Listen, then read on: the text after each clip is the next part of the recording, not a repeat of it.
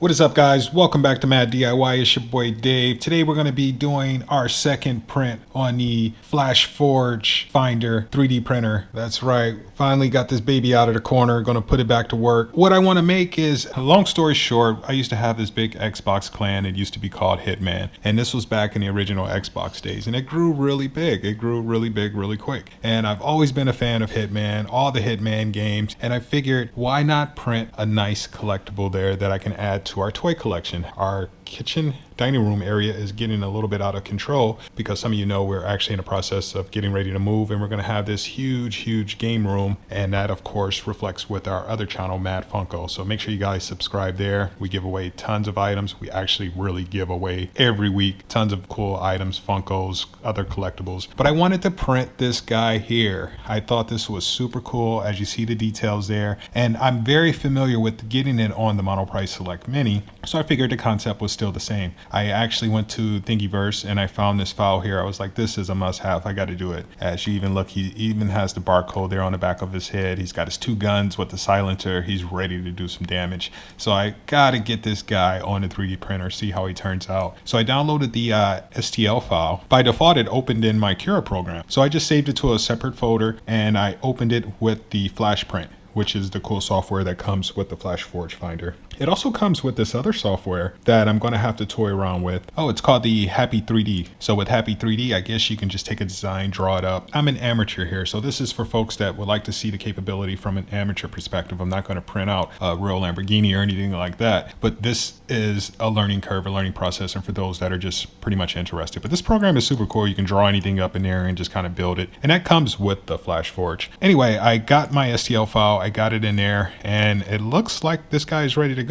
So what I'm going to do is I'm going to save it. The cool thing about the Flash Forge is I can actually print directly from the PC over here, but I'm just simply going to load it on the flash drive. I have the drive back there plugged in. So I'm going to load that guy up and pop it in there and see what happens. So let's go ahead and get started. Hitman, it's time. So now that my file's loaded, I'm okay with the size. Of course, I'm assuming I can maximize the size to full space, print this guy big, but I want him small, just like the other little collectibles that we have. So hopefully he's going to be the size. I don't know if you see Ryu back there in the back, but anyway, I want it to be that size. Hopefully this is going to do it. So what I'm going to do is I'm just going to simply hit print. And of course, this is where you can connect to the Flash Forge Finder and make sure you have your machine selected. You don't want to print it on the Dreamer or the Creator Pro or the Guider 2. I got Flash Forge Finder selected. So since that guy is selected, I'm going to go ahead and hit print. You can even have your preview there. The resolution, this is pretty cool. So I can do a higher resolution, which is going to be slower, hyper, but I'm going to leave it at the standard.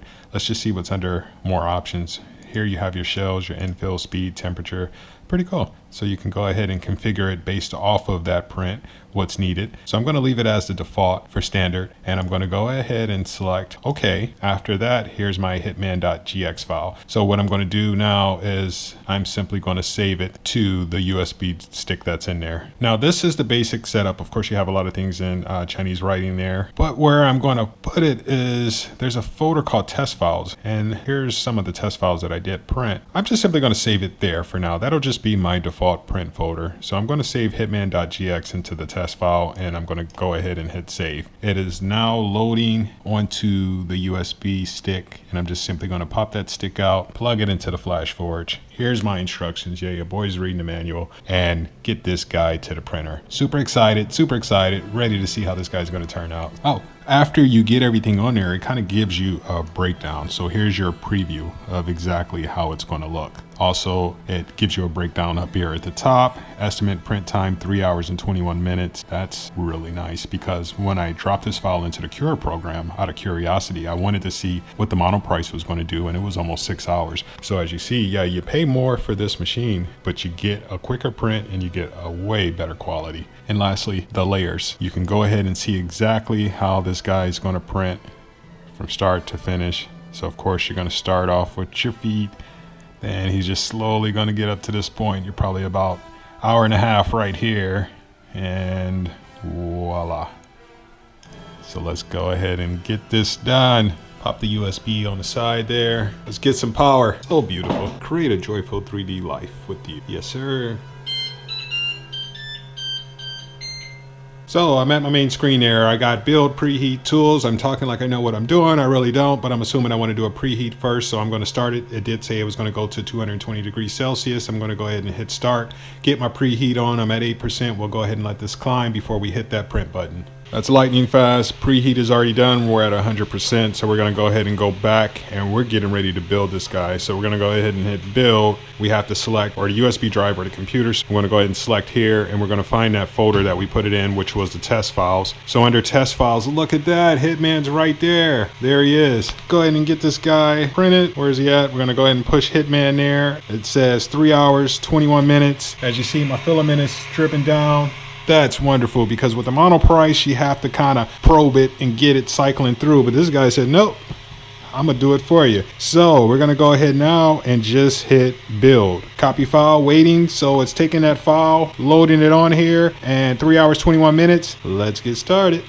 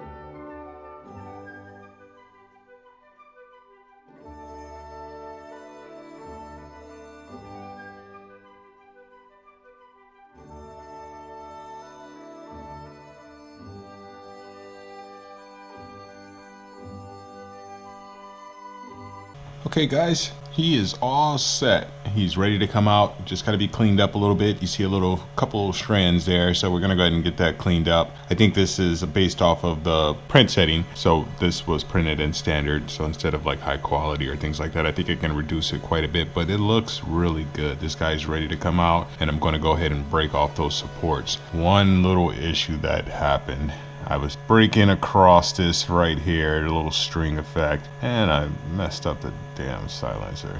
But it's all good. I'm going to go ahead and fix that. So I'm going to pull them off now and get them fixed up there. So let's see what happens. Finally, he's done. So it took a little over 3 hours to get this guy completed.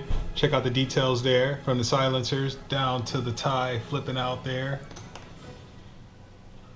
I think he came out really nice. Now I will say, when I pulled it off, I did break this area here, so nothing a little super glue couldn't fix. And then also the tie, when I was pulling the support off, kind of snapped the tie there a little bit. But he came out fantastic. Check this guy out.